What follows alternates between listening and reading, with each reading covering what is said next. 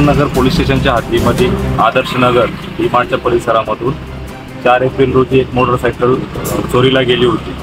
तर त्या मोटरसायकल चोरीच्या तपासामध्ये टेक्निकल एव्हिडन्सच्या आधारे रामानंद नगरचे प्रभारी अधिकारी कोणी कुठे साहेब व त्यांची पूर्ण टीम यांनी एक चांगल्या प्रकारे उत्कृष्ट तपास केला आणि त्या टेक्निकल पुराव्याच्या आधारावर एक आरोपी ताब्यात घेऊन त्याच्याकडे त्या चोरीच्या अनुषंगाने तपास केला असता 10 मोटरसायकल त्या चोरीच्या त्याने काढून दिलेल्या आहेत। त्यामध्ये जिल्हापेठ पोलीस स्टेशन येथे 3 गुन्हे दाखल केलेले आहेत। तिथे 3 मोटरसायकल रिकवर आहेत। रामानंद नगर पोलीस स्टेशन हद्दीमध्ये 3 मोटरसायकल देखील आपल्याला यामध्ये मिळालेल्या आहेत। उर्वरित मोटरसायकल यांची चौकशी सुरू आहे। तर तो रेकॉर्डवरचा गुन्हेगार आहे की नवीन असं काही आहे?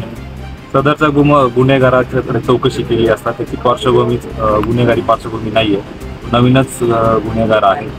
त्याच्याकडे अजून जर सगळी चोरी झाली आहे का या अनुषंगाने तपास सुरू आहे। तर ही गाड्या कुठून रिकवर केल्या? सदरच्या गाड्या हा तो आरोपी राहणार टिटवी सोयगाव छत्रपती संभाजीनगर त्या इथून रिकवर झालेला आहे।